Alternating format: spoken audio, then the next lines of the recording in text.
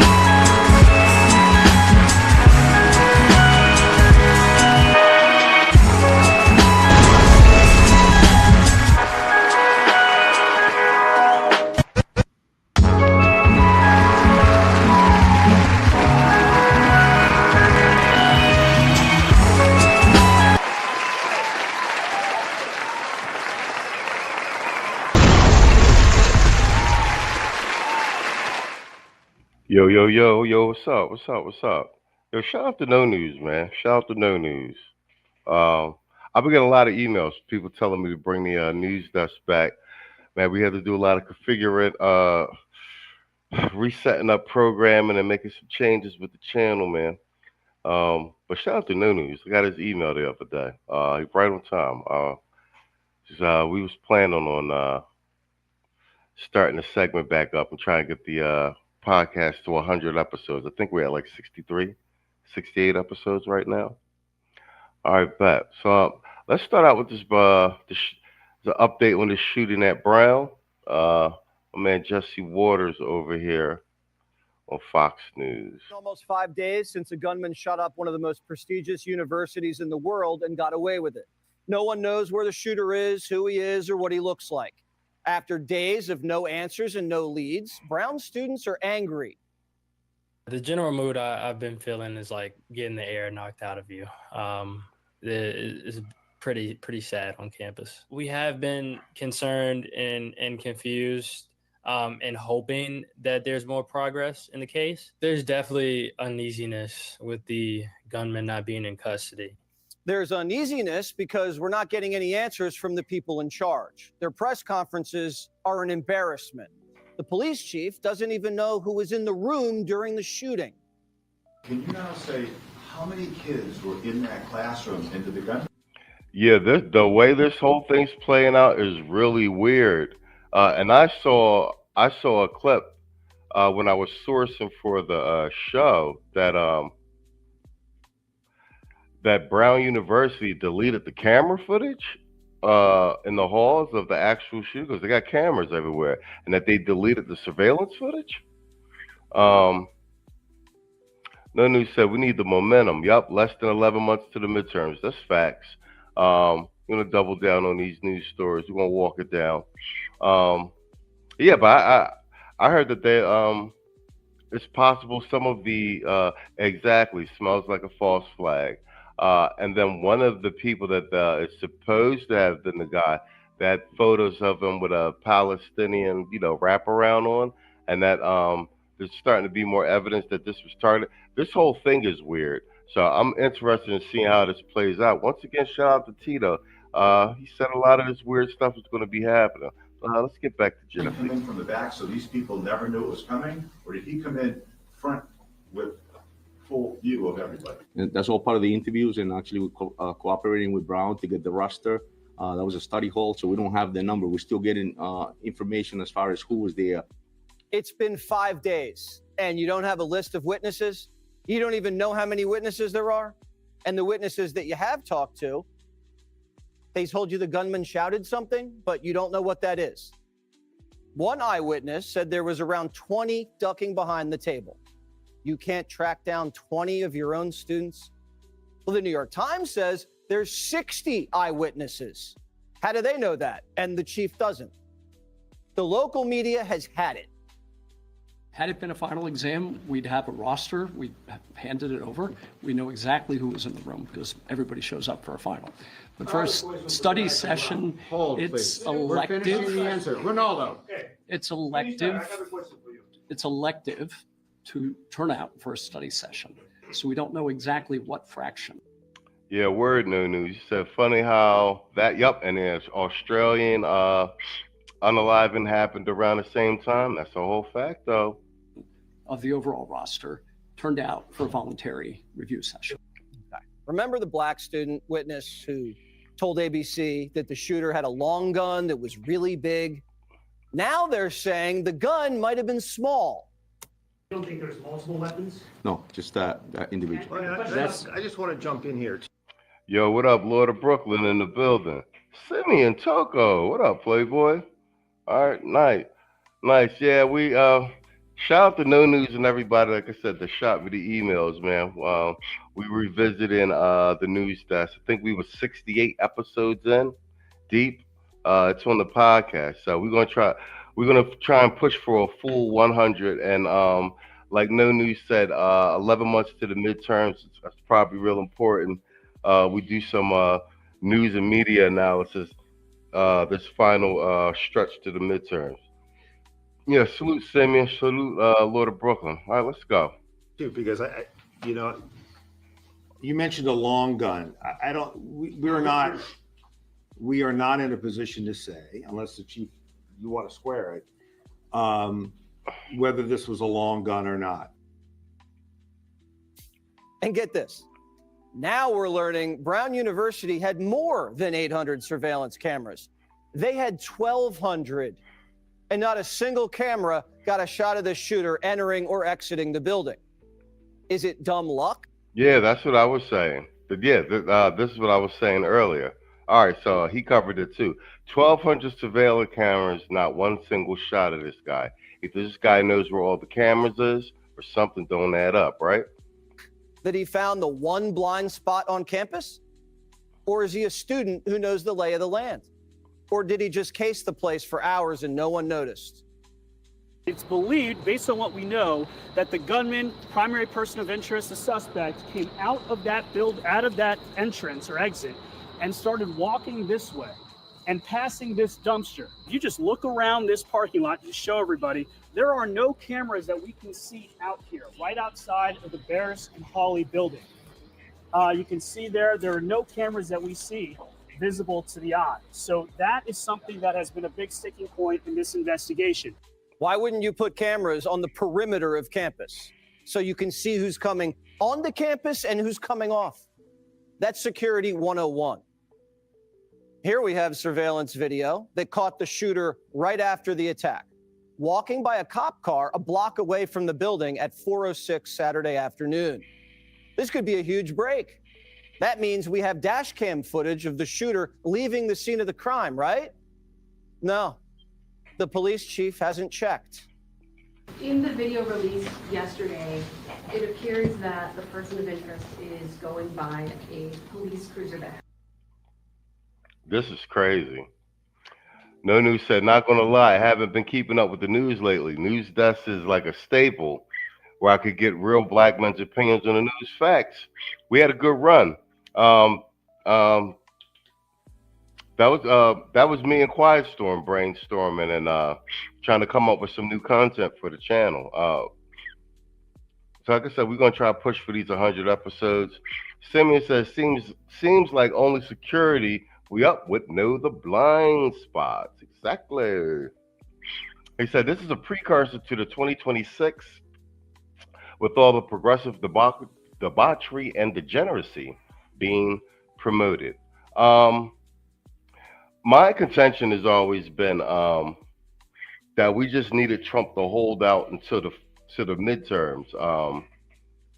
And even once we get to the midterms, we're not safe. Because I think did the COVID happen after his State of the Union? So we still got to get past the official COVID lockdown date of his first term, because we know that's what happened. His first term, he was doing so well, they basically shut the whole world down. So we're still waiting for the catastrophic event again. Like it's like clockwork. You can predict it now.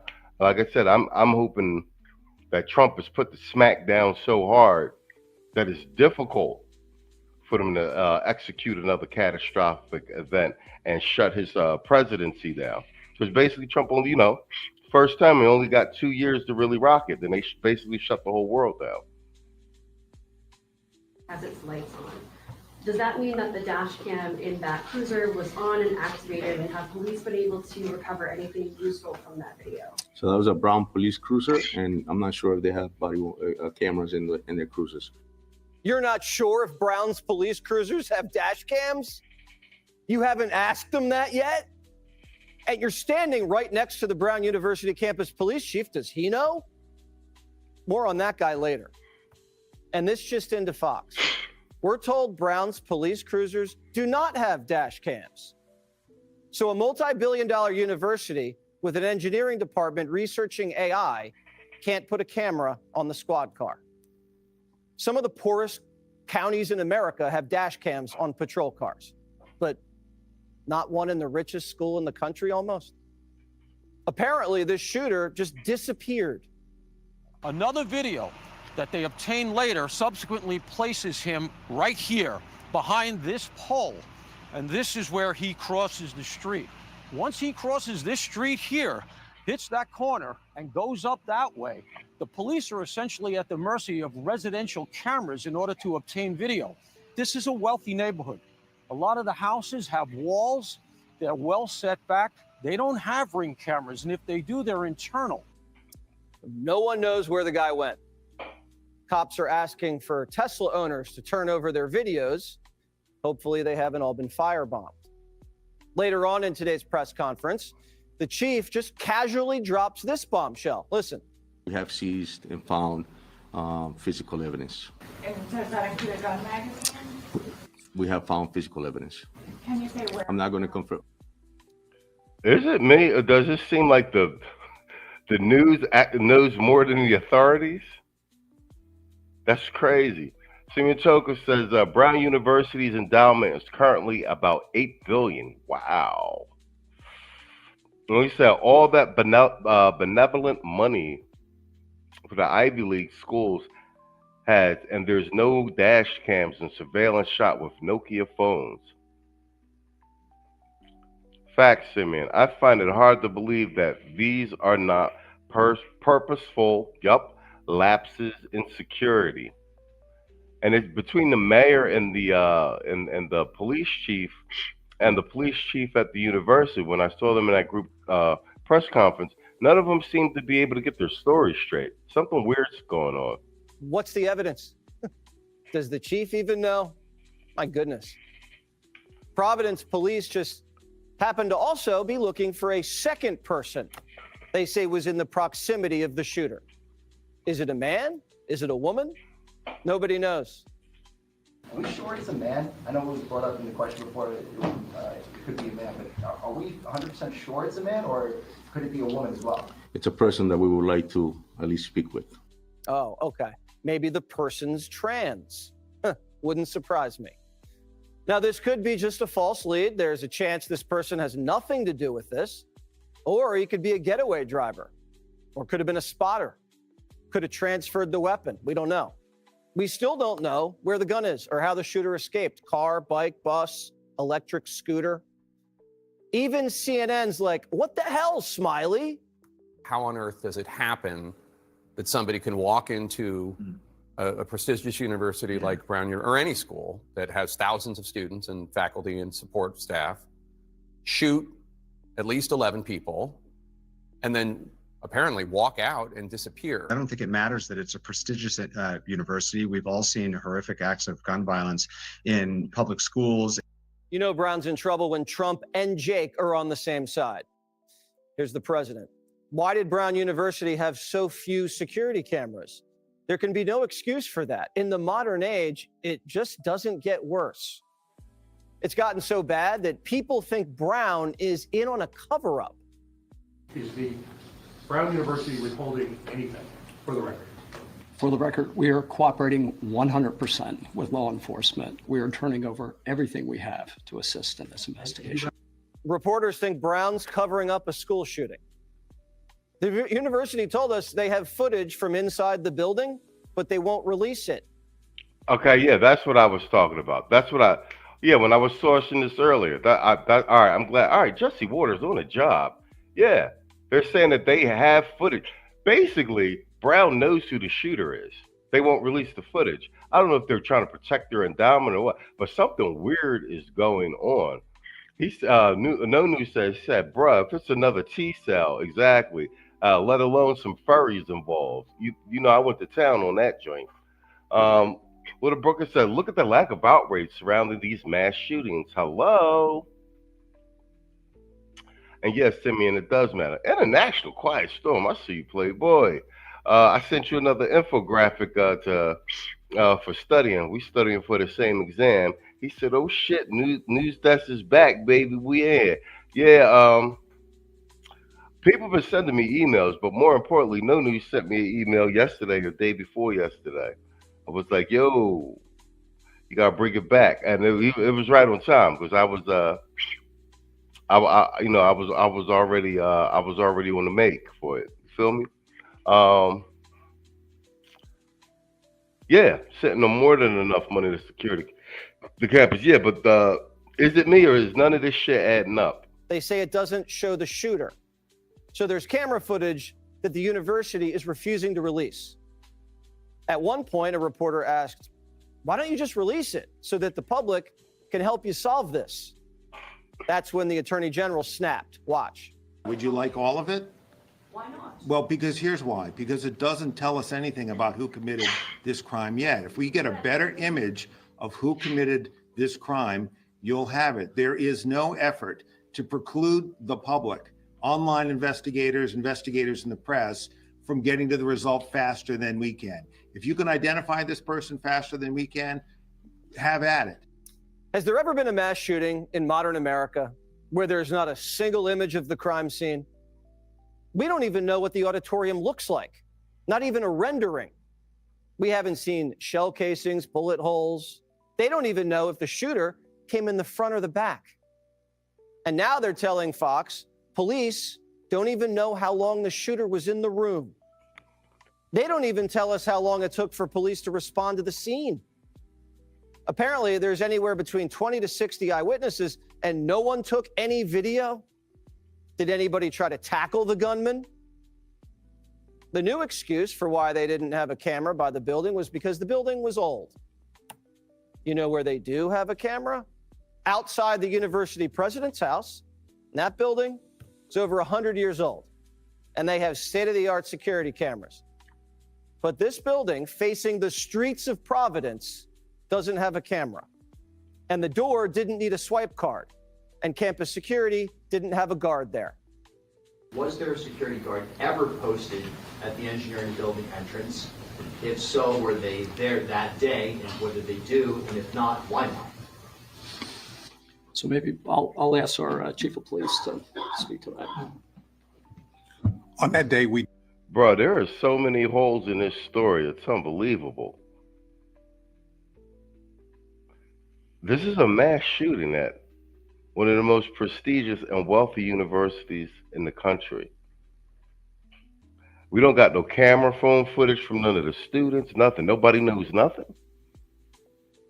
The university is saying they've got footage and they're not turning it over. This entire thing sounds weird, bro. Facts. Internet detectives that have this solved in a week. Yo, the internet's undefeated, Playboy. Did not have and do not have a security asset posted inside the building. Is that atypical of a Saturday or in that particular building? How do you determine where security is posted, and is that under the purview of the Brown Police? That is typical for that academic space. So that right there is the mysterious campus safety chief, Rodney Chapman. Funny, we haven't really heard from him. Where's he been? Well, we just discovered the Brown University police chief isn't really a big fan of policing. He once said this: communities don't want policing done to them. How this guy came to Brown is a crazy story. He was the head of campus security at the University of Utah, and right after he was hired there, he was immediately suspended because he didn't have the proper credentials. Utah then told him, we're going to fire. Oh, please don't tell me it was a black dude in charge. I hope he is not FBA. So the dude in charge, so they don't know nothing, and the dude in charge is a black man. Please don't let him be FBI. Bruh. Of course, the head of security is black. They'll call him a DEI hire now. Whichever way you play it, man. This is there's so many holes in this story. Like, they don't know anything. It's been 5 days. Quiet Storm said a ton of cases are solved lately because someone posts or talk on social media. Said this guy's officially the fall guy. More than likely. Facts. This guy is probably a fall guy. That's probably facts. Either way, this looks terrible. Fire you, or you're going to have to resign. What's it going to be? So Rodney resigned, and Brown said, we'll take you. And right before this shooting, Brown's police union issued a vote of no confidence in Chief Rodney. The chief's own men accused Rodney of endangering officers and creating a toxic workplace culture. Rodney should know the campus better than anyone, but all week he's been hiding under his desk. He's obviously completely unqualified. Brown's the most liberal Ivy League school, and they take DEI more seriously than safety. The school's been under intense pressure from the Palestinian students. The president, who was a no-show at today's presser, has been heckled for years by Muslim underclassmen. She always bends the knee, but they heckle her anyway. Over the summer, radical left human rights groups demanded Brown disable their security cameras so Palestinian activists could raise hell under the radar. Did they cave? We asked. No response. It's not just Brown. Bingo. I think that's part of it. I think that they purposely lack security because of wokeness and whatnot. And now that they got a mass shooting on campus, lawsuits, endowments, they trying to protect that endowment and everything else. And the lawsuits is coming. I don't know what the body count is. Yeah, and some heads got to roll. Storm says, this is what happens. This is what you get when you hire liberals to run your security, just like our country border. That's the whole fact. Biden administration. The whole city is a DEI mess. You know who else was at the press conference? The Providence City Council Chief of Staff is a genderless bisexual who was arrested for protesting at Trump Tower this year. Bro, you can't make this shit up. Did this nigga just say a genderless bisexual? Bro, you can't make this shit up. Yo!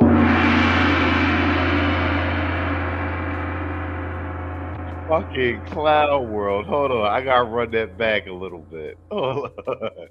Conference, the Providence City Council Chief of Staff is a genderless bisexual who was arrested for protesting at Trump Tower this year. Meanwhile, the police chief could be compromised. Turns out the chief's nephew was sentenced to 22 years in federal prison for running one of the largest fentanyl rings in Rhode Island. You gotta be fucking kidding me, bro.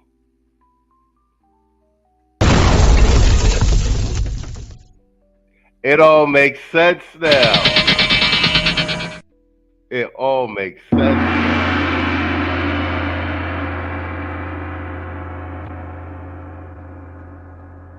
Shout out to Jesse Waters. His production team is on the fucking job. It all makes sense now. Oh, okay. Here goes Simeon with the stats. Okay, 2 people killed, 9 injured. Yeah. It all makes sense now, bro. You can't make this shit up. And Mayor Smiley promoted him to chief knowing his family was trafficking. Why would Smiley do that? Well, because Smiley and the chief speak the same language. The chief's main goal is to diversify the department. It's too white. He says when an officer shows up to a call on a Colombian block party, so Colombians are loud. They know how to party. And a Colombian officer would be more understanding, while a white officer would just start slapping cuffs on everyone at the fiesta. This is the guy leading the investigation into one of the biggest unsolved mass shootings in American history. 11 people shot, 2 dead. One was like the most prominent Republican on campus. And we don't have any answers or videos. Wow, one who was shot was the most prominent Republican on campus? Smokes, Charlie Kirkish. Something ain't right. Something ain't right. If it smell like fish, boys, good chance it's fish.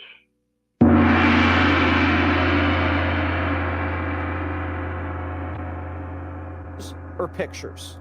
We don't know what he shouted, if he had an accomplice, the size of his gun, the number of witnesses, where he is, how he got out. And the people trying to ask questions are getting told, shut up, by the Rhode Island senator.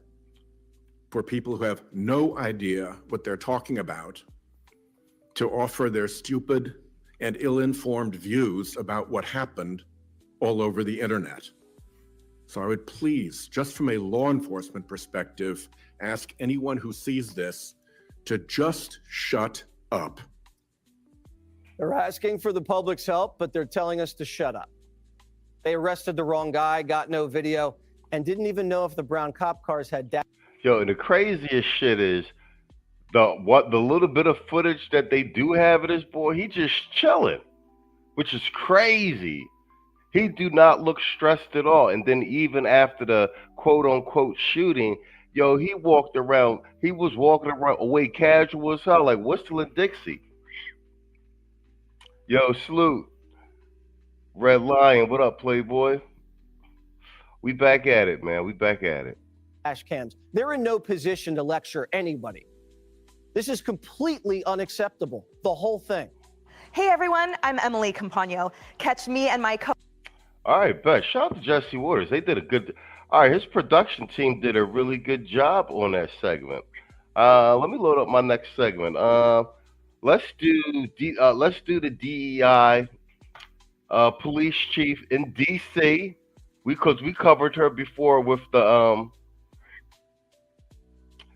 troops being sent into DC, right? You say you think by Saturday we'll get the secret campus footage? We'll see. Something ain't right though, bro. Something ain't right.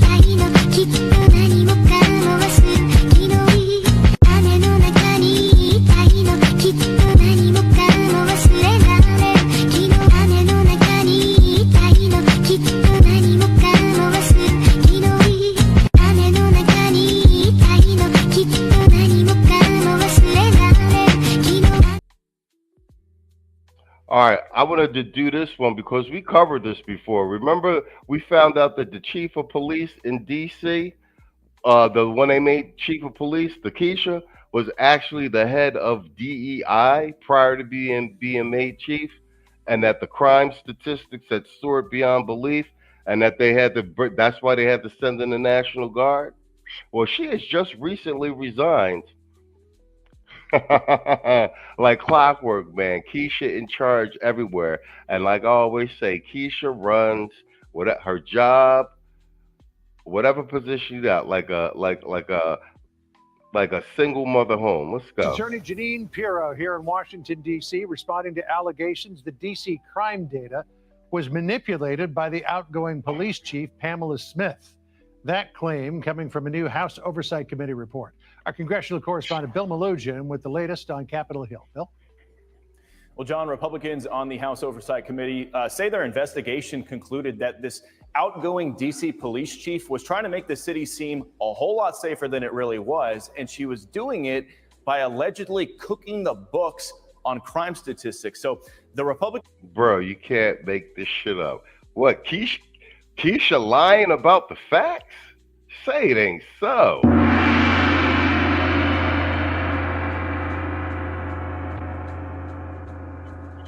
Yo, International Quiet Storm got it right. He said he got the AC fat joint. Keisha has the uncanny ability to turn one bum into two bums. And in this case, whatever she running, be prepared for Keisha to run it into the ground. I'm not kidding when I be telling y'all, bro. We be talking self-determination for the heterosexual FBA black men, AK freedmen. First order of business. No, vote all these Keishas out. Then we vote all the Tethers out. You know what I'm saying? Now we got a whole bunch of black men that we can hold accountable. You know what I'm saying? And these liberal Democrats and these old niggas gotta go. It ain't really that hard. On the committee say their investigation consisted of interviewing 7 different DC Metro police commanders who represent all of the patrol districts out here. That included a former commander who's currently suspended for allegedly tampering with crime stats in his own district. And these are some of the conclusions they've made in their report. Number one, they allege that DC Metro Police Chief Pamela Smith pressured commanders to report lower crime stats by any means necessary. Commanders testified that Chief Smith pushed them to pursue lesser charges that aren't publicly reported, even for serious crimes, and she also required certain crimes to be reviewed by her office. In a statement on this report, House Oversight Committee Chairman James Comer says in part, quote, Chief Pamela Smith coerced staff to report artificially low crime data and cultivated a culture of fear to achieve her agenda. Chief Smith's decision to mislead the public by manipulating crime stats is dangerous and undermines trust in both local leadership and law enforcement.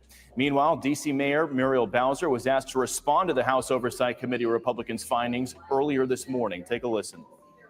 I don't see any evidence of that. Now this is Mayor Bowser, right?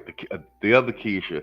And you know why even though the chief resigned, you know why Mayor Bowser, the Keisha, got a backup play, right? Because she the one that gave her the goddamn job. She the one that gave her the goddamn job.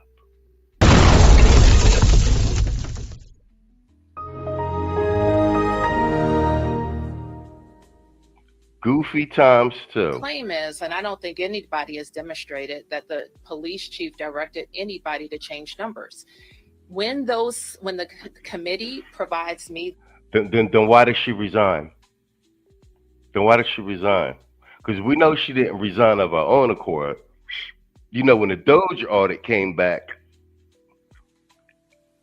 and word came down from the top, Mayor Bowser, said to the chief, hey, you know, I gave you this job, and you wasn't qualified, right? But they done found out we cooking the books. I'm going to need you to resign. You're going to have to fall on the sword for this one. I'm going to defend you in the news and in public, but you definitely going to have to resign, before I get in trouble, because I gave you the job. You know what I'm saying? I'm going to give you the job.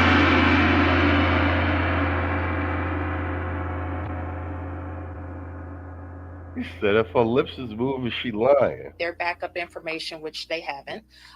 When the committee provided the report to the Washington Post before they provided it to us, highly unusual when you're talking about an audit of numbers. And John, just moments ago, the U.S. Attorney here in D.C., Jeanine Pirro, responded to this report. She put out a statement on X, which essentially says that, yes, these crime stats were manipulated. Oh, you do not want to mess with Judge Jeanine Pirro. World-class prosecutor, Judge.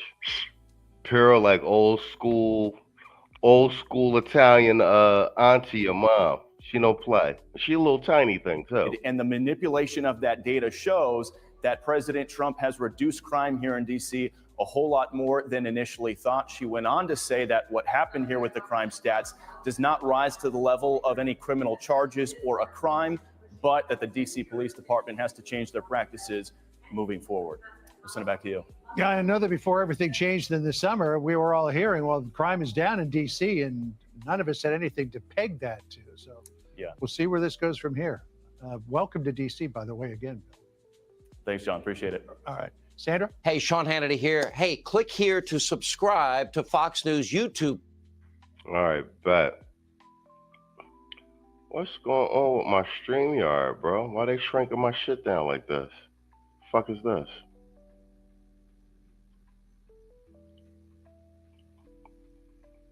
They got my shit all resized crazy back here. All right, there we go. All right, bet. Let's all right, let me load. I want to do this. All right, so that's one Keisha down, resigned. Bro, I don't know if y'all been keeping track. We have, but we got these Keishas taking L's, bro. Keisha's been taking L's under the Trump administration, and we are happy about it. We me and Saul be talking to Keisha been taking L's under the Trump administration, bro. And that indirectly works for the brothers, bro. One way or another, you feel me? All right, let's load up this next segment. All right, we got to do it. Fani Willis had to testify before, I think it was the Senate or the Congress, and she crashed out. So we're just gonna do a little highlight of that, and then we're gonna do the by the number segment and get the hell up out of here. Let's take this little intermission while I load up my next segment.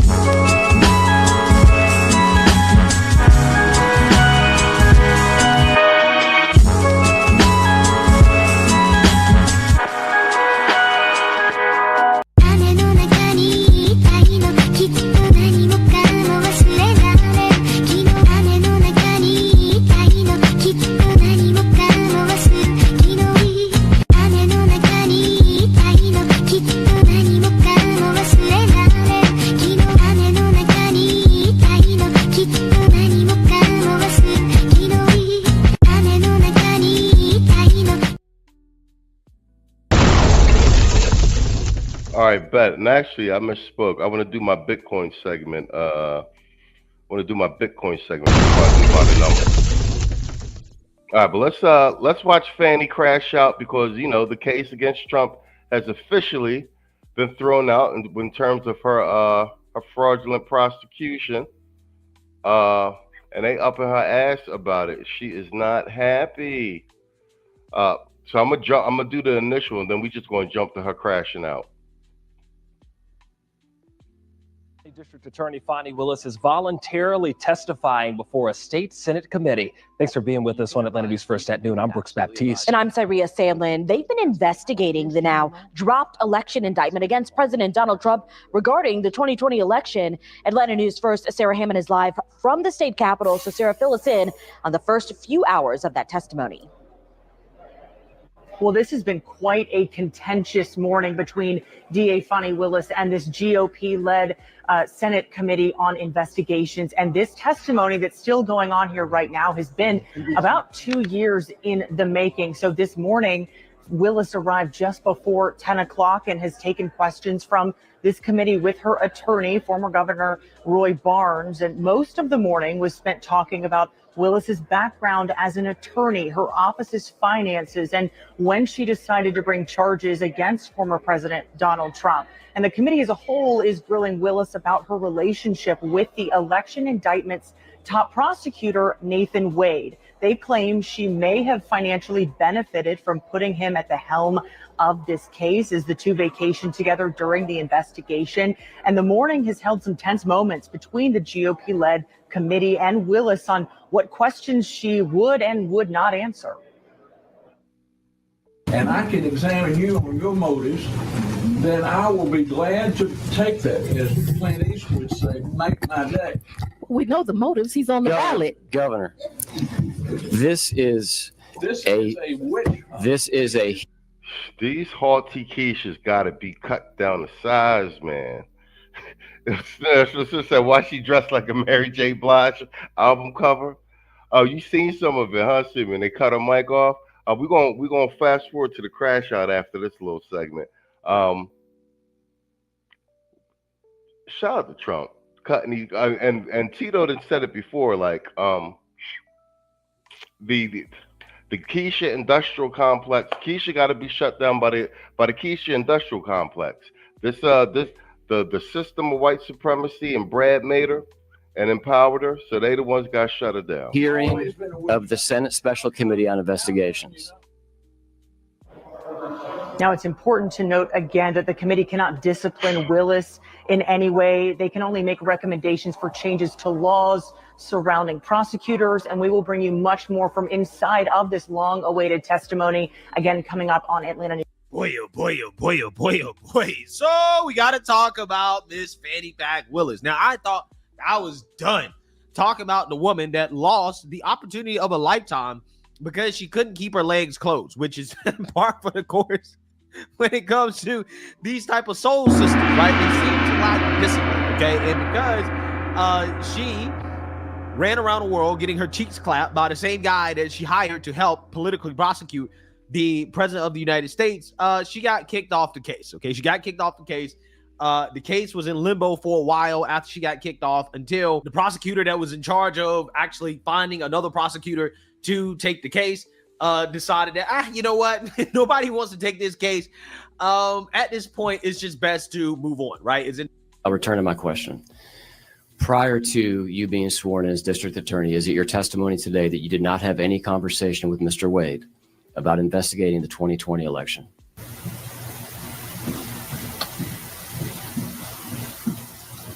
Do you want to answer? It's a dumbass question. I know it is, but go ahead and tell it because it occurred after. She said it's a dumbass question. See, she know there's nothing disciplinary with this, so this is an official. This is being aired on C-SPAN. This is this Keisha district attorney. This is the image of Keisha. It don't matter, bro. Keisha going Keisha. We need this environment to crush them utterly. She took office, but I didn't know that he was going to commit a crime prior to me taking office. Like, factually, it's impossible. Okay, thank you. The date that I have is January 24th of 2022. Does that seem like it's within the range of being the correct date? So I already stated I don't trust you. I understand you're trying to run for lieutenant governor right now. Anything you want me to testify to, I'm going to need to see. Okay. These Keishas is wild, bro. But this sister elevated them so high so that they could keep a foot on the black man. They out of control now. You put this in perspective. This is a district attorney in Fulton County, Georgia, who got together with her AKA sister and decided that they were going to take down a former president of the United States and put him in jail. And even after all this, she on C-SPAN talking reckless. these reckless, wild, hot Keisha hyenas, bro, they need to be brought to heel. Were you aware that in between the time of the special grand jury being sworn in and receiving evidence, Mr. Wade traveled to Athens, Georgia to meet with officials from the White House counsel's office? I don't recall. On the right-hand side here is the meeting that I reference. A highlighted section reads, travel to Athens, conf with White House. How does this counsel. assist you in developing laws for Georgia? Because Ain't this crazy, bro? She just like, this is on C-SPAN, but you would think this is just like a Keisha in your kitchen or any TikTok or something. This woman almost took out a president, bro. Wrap your head around that, bro. These Keishas need, and she don't got no fear, bro. No fear to the point where she ain't even got sense. Whether you like it or not, she reached out and touched the president. Her and her AKA sister. Think about that. believe the purpose that I'm here for is because you all need assistance in doing your job, and you want assistance with rules and regulations around how people should be a prosecutor. And it made sense to me that you'd come to the best prosecutor in the state to ask for some advice. But I'm confused as to how this assists you and what the purpose of me being here is. The committee has a broad purpose. I'd be happy to refer to council as to the overall purpose of the committee. But my question for you is, as it relates I don't to think this it's travel- relevant, so I'm objecting on relevance.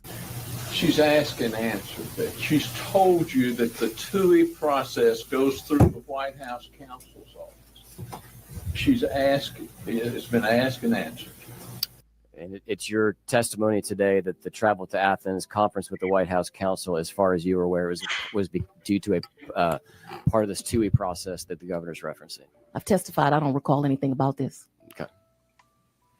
And I don't see how it's relevant to what your alleged purpose is. Now, your real purpose is to try to get elected, which I would say, Georgia, please, let's elect any lieutenant governor but this one. Screen. I don't review those documents, so you're asking me to look at documents that I haven't for the first time. What I can tell you is that I I'll give you time to allowed review the Mr. Wade to bill 160 hours a week, and then Mr. Wade would be the first one in the office making sure that my staff arrived. He corrected their behavior. They thought that 8:30 meant 8:30. He taught them that 8:30 means 7:45. He got there before them. He left after him. He taught them how to do this case, and he was a leader to that team and a public servant. And for that, him like me has been threatened. Thousands. Nah, I think it was because you was busting it wide open and paying them with taxpayer dollars. I think that's what the issue is. Of times. You want something to investigate as a legislature? Investigate how many times they've called me the N-word. Why don't you investigate that? Why don't you investigate them writing on my house? Why don't you investigate the fact that my house has been swatted? If you want something to do with your time that makes sense, and you can use all this in your campaign ad, you attacked Fani Willis. What have you done, sir? Nothing. So I'm going to refer you to the screen. Ooh, she's a wild hyena. I could say Keisha gon' Keisha, bro. This is their ethnic image, bro. And there ain't no going back. There ain't no way to put this back in the bottle, bro. All these Keishas just gotta age out. Like, it's a wrap. All these save the community mofos, man. They signing y'all up to take major L's. And y'all can walk off the cliff if you want.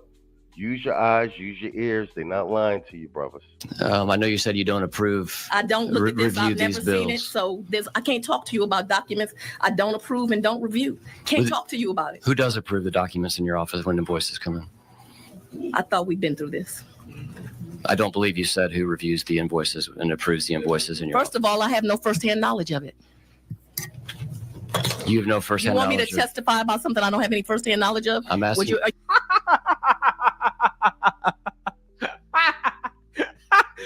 Why don't you investigate me being called the N-word, right? When they pull the race card, you know you got them. right? You're over the target. You're over the target. The N word, really, Fani Willis, right? All right, let's jump in and get a little bit more, and then we're already at the 57-minute mark. All right, let's just do by the numbers next. We call it a wrap. I'll do Bitcoin Friday. If we do the sit down with Obsidian tomorrow. Following the story all day long for us. So, Leandra, we'd love to hear from you what the big takeaways were today. Well, Jovina, there were some pretty heated exchanges between Fani Willis and the Republican-led committee. Now, lawmakers scrutinize her prosecution of President Donald Trump and his co-defendants in the 2020 election interference case. And she was also questioned about her romantic relationship with Nathan Wade. Wade was the lead prosecutor in that case and someone who Willis had a romantic relationship with. Prior to you being sworn as district attorney, is it your testimony today that you did not have any conversation with Mr. Wade about investigating the 2020 election? It's a dumbass question. I know it is, but go ahead and tell him because it occurred after she took office. After Fani Willis denied allegations that she benefited financially from her relationship with Nathan Wade, the state Senate committee began looking into potential conflicts of interest. She spoke about coming under fire for prosecuting the case against President Trump and 18 others. But you see, I'm not Marjorie Taylor Greene. I ain't gonna quit in a month because somebody threatens me. I took an oath to do the right thing. Former Governor Roy Barnes. Hey, low-key, I'm not gonna lie.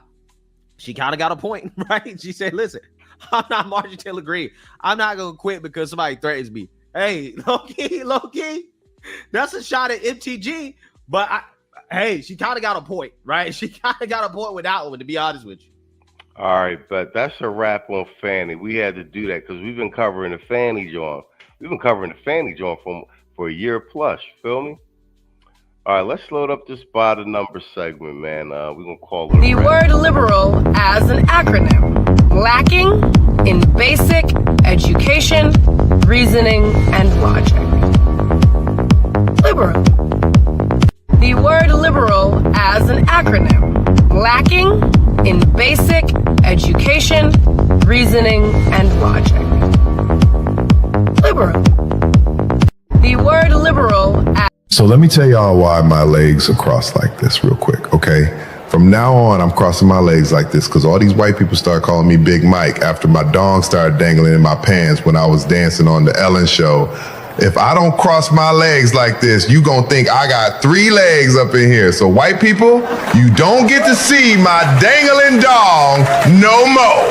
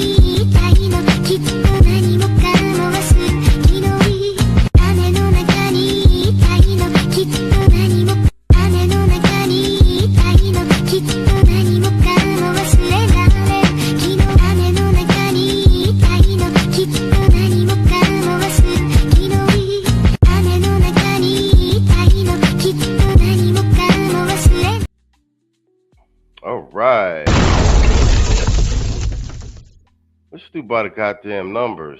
I've actually missed doing this segment because I haven't been up to date. You be watching the news, but the by the numbers segments be really helping you separate the noise, from the signal type shit. So this is our guy Mark, and this is as of, I believe, as of yesterday. And this is important because we're heading into midterms. Well, 11 months in. Says shock. Gen Z says Trump hasn't delivered on his promises. And there's starting to be some of this. So let's take a look at those. Let's see. Quiet Storm says, did you know Police Chief Pamela Smith is? Oh wow, she's also an ordained minister. I didn't read in any Bible that line was holy fact. Big Mike. All right, let's go. Let's knock this by the numbers out.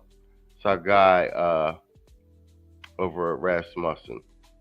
say he hasn't done enough of what he promised. Only 19% of them say he's done too much. These are people that want output. That's all they want. They don't want ideology. And we've covered it all. They're most likely to want people arrested. They're most likely to want judges impeached. They're most likely to want judges ignored. They are happiest about drug boats getting blown up by the military.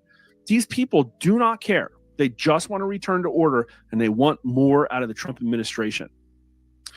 One of the people who gave me a DM on Twitter, back when people were giving me anonymous notes, was a young MAGA voter who had voted for Trump all 3 times and no other president, not a very political person, but totally on board the MAGA train.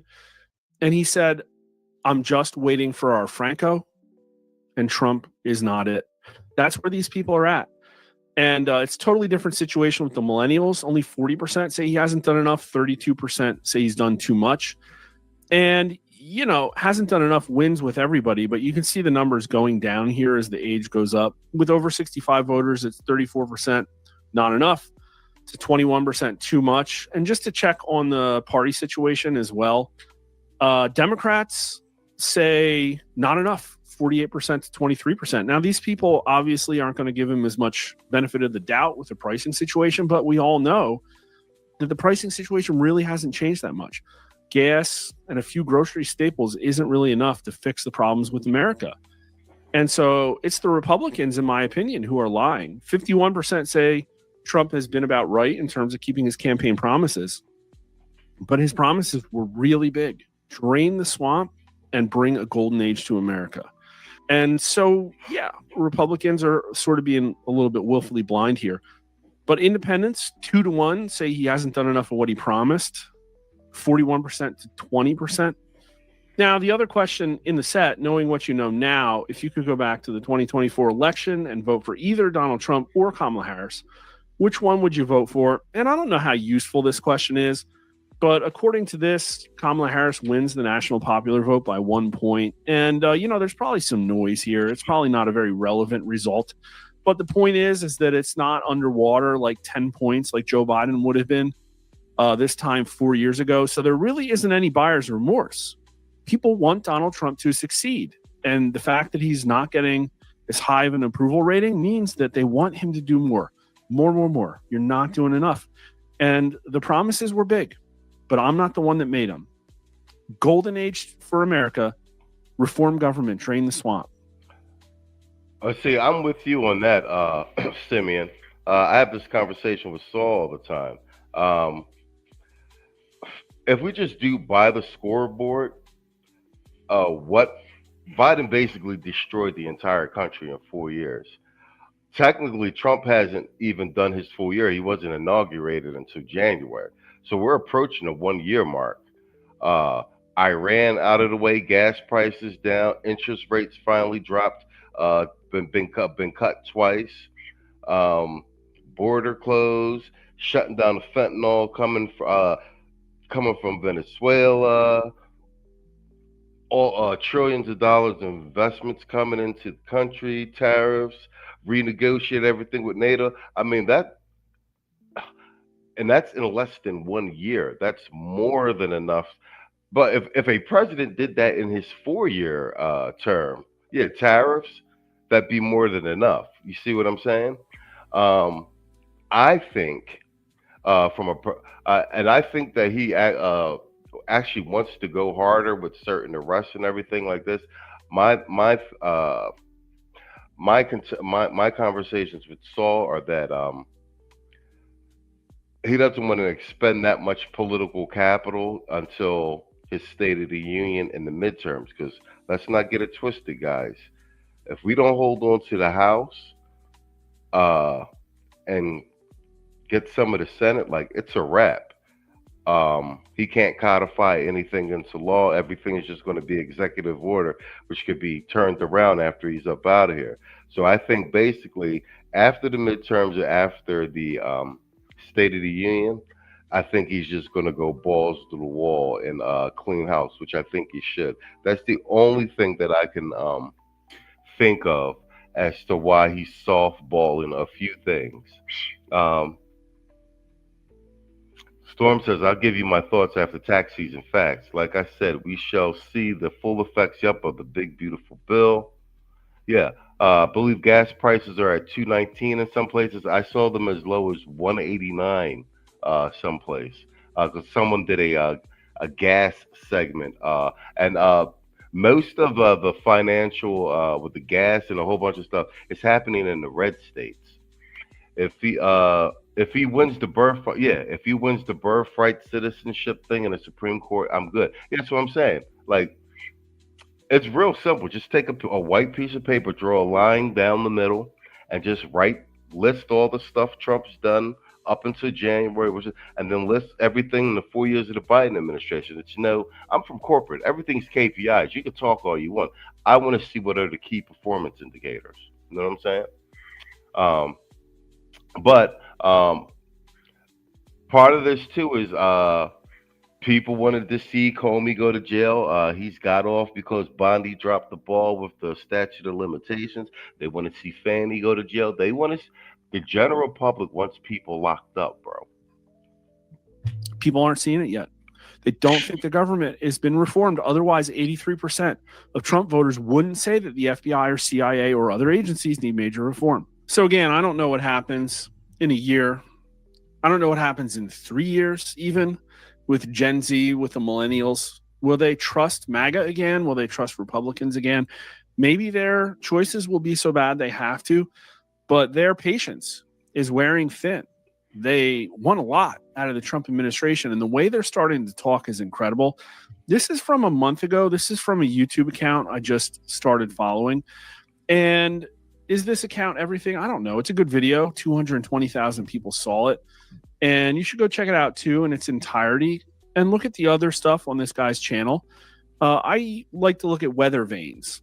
And I thought this was an interesting one to see what a young Gen Z man talks like. And he says things that I saw in a lot of other videos. And let's just close out the last 2 minutes or so and see how he talks about the future. It's really interesting. And so, with all that we've seen, we are finally done listening or blindly trusting in good faith. We are finished giving others the benefit of the doubt, and we are certainly finished putting ourselves last. We will not allow these social experiments to be run when the result is the destruction of our country, especially when the only consequence of the responsible parties is to have them throw their hands up and say, oops, if we even get that at all. We are done being told that ideas are off limits, because the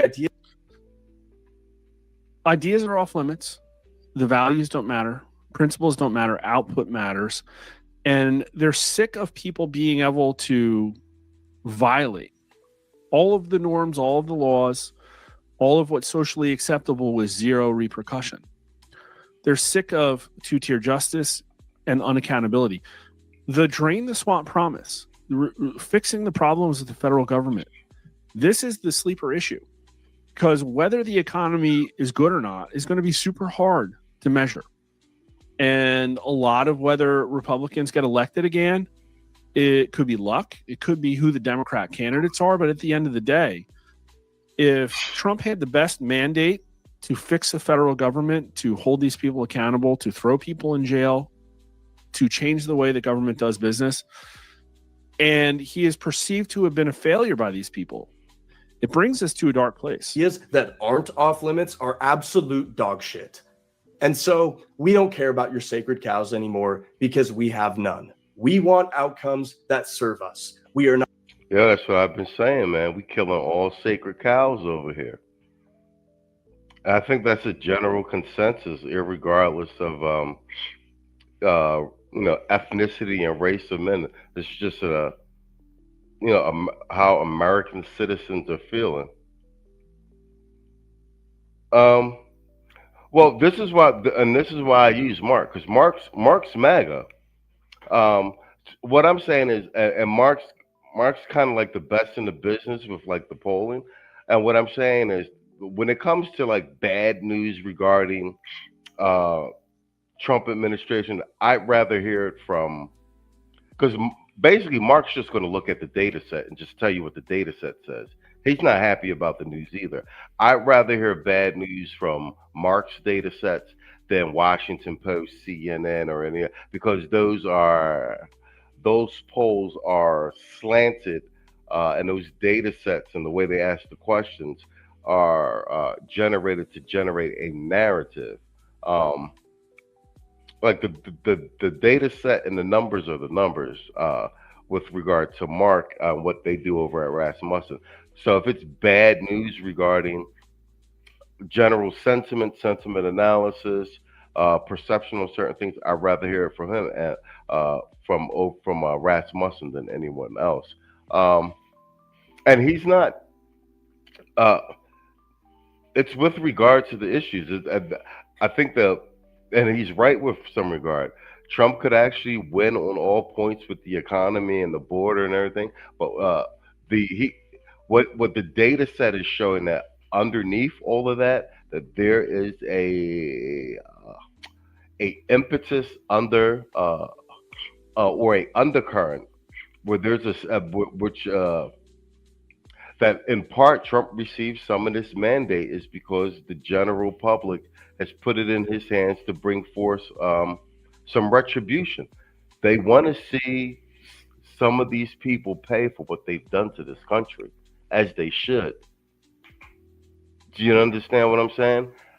They want this whole air of this protected political class, like that you could shit on the country, you could commit treason, you could do all these other things and get away with it and still walk away rich. Do you understand?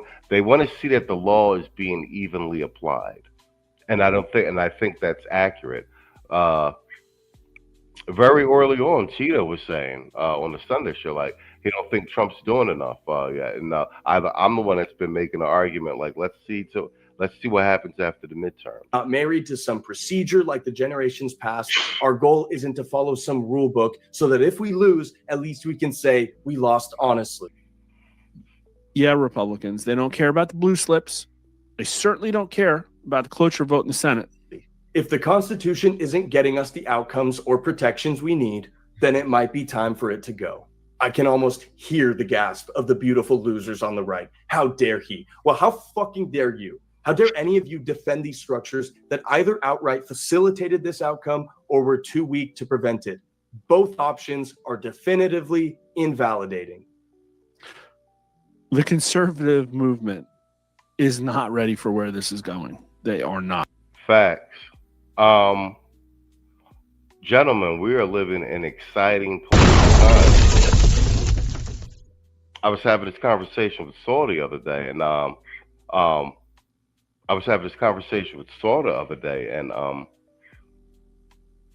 I think a funny thing, we've said it on the sit down with Obsidian several times as well.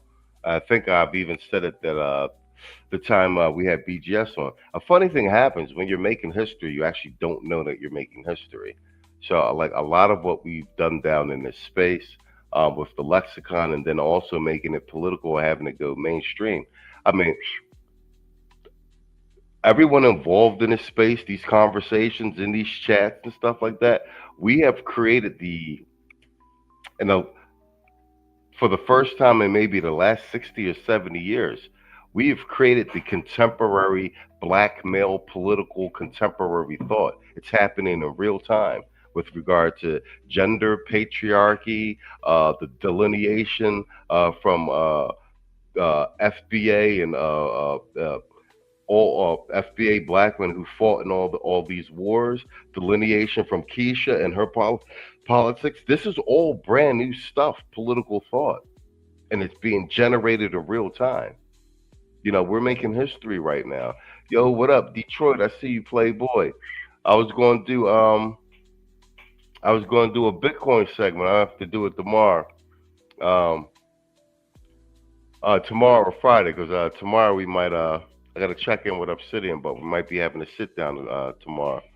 No News said the only discourse I see is from the leftists. They are still trying the same old playbook. The left is dead. They have no. That's the thing. They have no ideas. They only have platitudes and shock, and they're selling fear.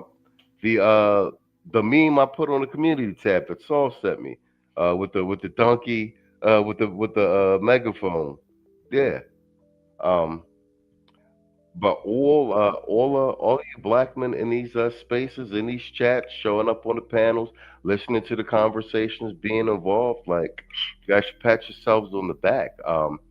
This is the most involved black men collectively have been in their own politics, maybe in the last 70 years. Just having that open conversation about it. Um, Questioning everything from the Democratic Party, having the conversations within ourselves, not caring what people think about it. Uh, Fact on it, you get the info about Jasmine Crockett and Wesley Hunt. Hell yeah! Matter of fact, I'm gonna devote a segment to the news desk on that, uh, and then I'll repost something on the community tab because oh yeah, because I like Wesley Hunt anyway. So we'll probably look at both of their campaign websites. So I'll cover that on the news desk this week, and then post something on the community tab. Yeah, you're spot on with that. But no, I like how Mark does it. Mark is just like, I just look at the numbers, I look at the data, and like this is a heads up. I'm not happy about it. I want the numbers to be, up. But that's why we do the by the numbers segment, because so we can separate the noise from the signals. Because by the numbers is based on some of the best and most recent polling data, and it helps us better analyze what's going on in the news and what's being fed to us by the media. We will take the steps needed to right this ship, and we are prepared to venture down whatever road can get us there. Because what all these events have led to, ironically, is a generation that is actually the most open-minded perhaps ever. We truly don't care anymore about what's off limits. Someone wants to make the case for Franco or Mussolini, we'll hear them out. You want to challenge our sacred democracy? Maybe you want to make the case for monarchy? We'll hear that out too. We no longer have a knee-jerk reaction to certain ideas, words, or people. At this point, all we want are the right outcomes, and we're willing to discard or add whatever strategy or ideology is required to get those results. We will absolutely preserve the fundamentals of our morality in the quest to achieve this, obviously. That's an important point. That's an important point a lot of people overlook when they talk about folks like Nick Fuentes and others. They say, oh, look at this. Look at what he's espousing. Well no, these people care a lot about values, Christianity, morals. They don't intend to do immoral stuff. They just don't care about your sacred cows. But finally, there's a demographic that's no longer petrified by these secular satans that have been constructed and deployed to restrain the minds of Americans. It's funny that the left is freaking out over Trump's actions right now, because anyone tapped into the Gen Z male movement knows with certainty that we think Trump is a weak cuck. Someone who has no political will at all, not a true leader, not even close to capable of doing what needs to be done. Bingo. Nick Fuentes on the screen right there. When Kirk got taken out, I think we went on like the same night. It was me, Saul, Tito. We covered it. We saw it for what it was immediately. And I think that Tito captured the phraseology perfectly. And it's crazy how quickly it happened when he said that the moderate right died with Charlie Kirk. And look how quickly, and bear in mind, Fuentes and Kirk hated each other, how quickly this has been normalized. Something to think about, gentlemen. That's my time for the evening. We're at the 1 hour, 21 minute mark. So this is the News Desk Reboot. Shout out to No News for the email and everyone else who emailed me asking me to restart, to bring back the news desk. You see, I made some stylistic changes and what have you.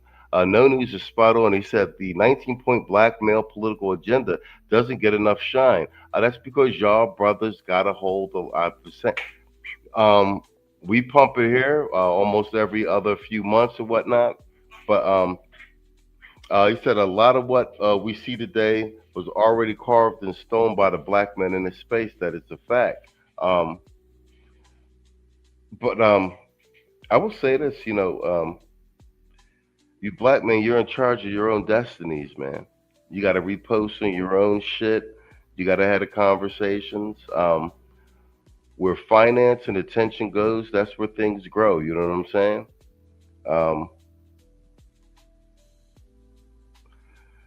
If you support the fuckery and the Keisha panels and stuff like that, that's what's going to grow. You want the 19-point blue. You guys got to push that shit.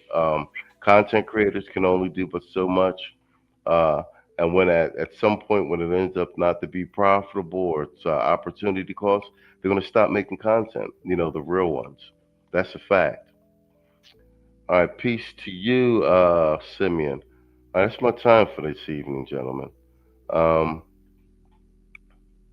Like I said, this is the reboot. Shout out to Quiet Storm. Shout out to Simeon. Shout out to No News for, like I said, shoot me that email. We'll be back again, man. Good night and good luck. You guys stay up.